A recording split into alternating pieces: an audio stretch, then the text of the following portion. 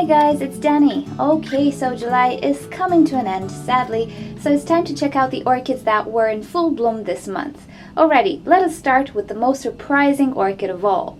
Okay, so the most anticipated and fantastic bloom that I had this month was of course the Bulbophyllum Elizabeth Ann variety Buckleberry. Now there is really no good way for me to show you this bloom because it is pendant, so hopefully this will not move too much and hopefully I will not distract you too much. This was just such a spectacular bloom and hopefully you can see the full extent of this flower. In any case, you do have annotations on the top of your screen. You can choose to visit the presentation video that I made or learn more about this particular orchid by visiting the care sheet on Orchid Nature, and there you will find dimensions and all the good stuff and parentage and all of that. But anyway, the good thing about this Bulbophyllum, well, apart from being amazingly pretty, is that it does not sting, so you can definitely keep it in your home.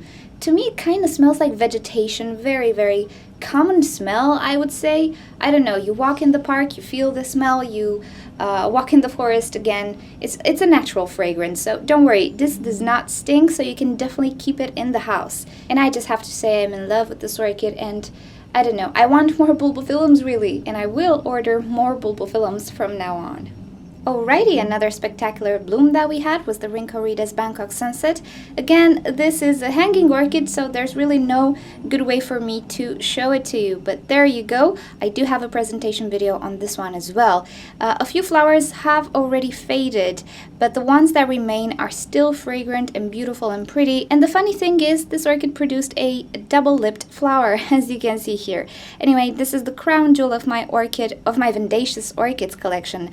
Cannot tell you how much I love this one, even though the flowers are so tiny. There's just something very cute about them. Okay, here we have the beautiful Cattleya Tokyo Magic. You have seen this one maybe last year, but as you can see, the flowers from this year have a bit more pink or purple on the petals.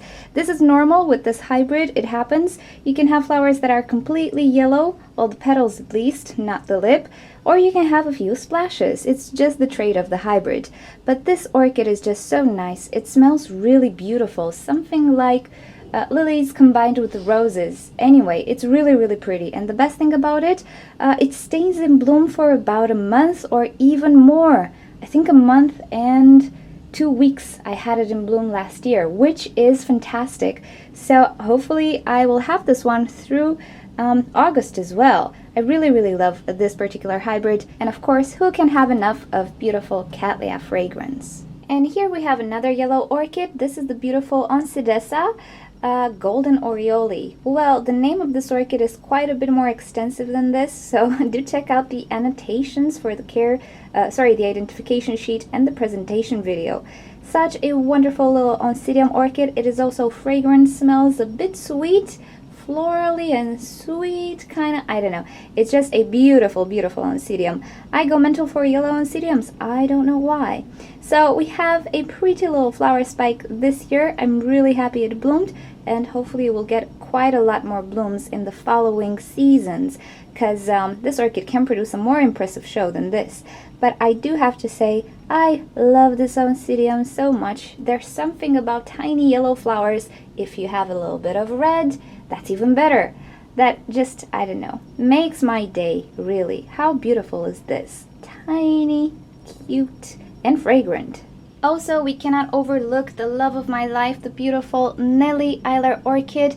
I am so happy I got a bloom from this one. I have to say I prefer the blooms that are produced in the colder seasons because they have a lot more red. So you can check out the video and the identification sheet and you will understand what I mean. This flower can look a lot better, in my opinion. But if you do like this pattern with light color and the lip, then all is fine. You can have both flowers actually from one plant. And of course the fragrance, that beautiful lemony fragrance. I do enjoy this orchid, and I can put up with its fussiness and its desire for moisture that I cannot really provide all the time. I can put up with everything for her because I do love it. It's just one of those orchids I cannot get enough of. Although for me it kind of tends to bloom yearly, up until now, which is fine. But yeah, fussy little orchid if you live in a warm climate, really. And since many of you asked me what this orchid was in my recent videos, check out the annotations. You'll learn more about this beautiful orchid. It's just one of my favorite orchids, all-time favorite orchids. She's a princess, she's lovely, she's red, everything you can ask for, except for the fact that she's not very hardy. And here is another wonderful orchid. This is Brassy Eternal Wind. Lovely spike on this one this year, and the dimension of the flowers is just impressive. Do check out the annotations so you can see the spotlight of this orchid and also the identification sheet.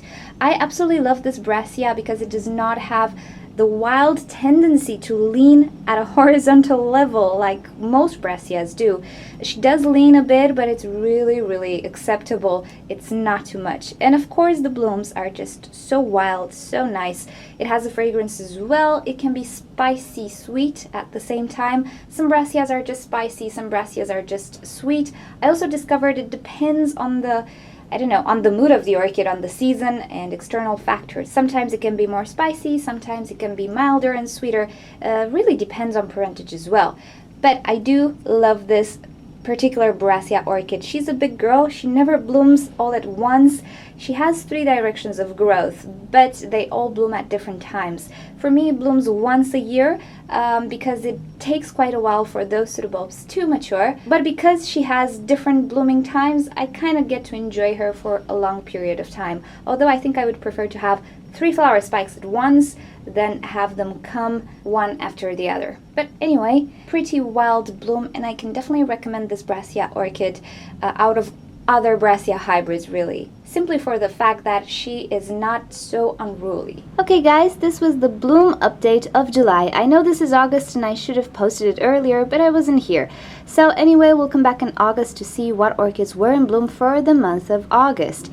In any case, I will try to make the identification sheets on Orchid Nature for the ones that don't have identification sheets. So if you cannot click on some of the annotations today, they will be clickable in the following day, so do check back. So if you've enjoyed this video, then please give it a thumbs up and maybe share it with your orchid friends. If you want to see more videos from me, simply subscribe to my channel and you'll stay up to date. Also, feel free to leave me suggestions and questions if you have any in the comment section below, and I'll get back to you either with a video or a comment.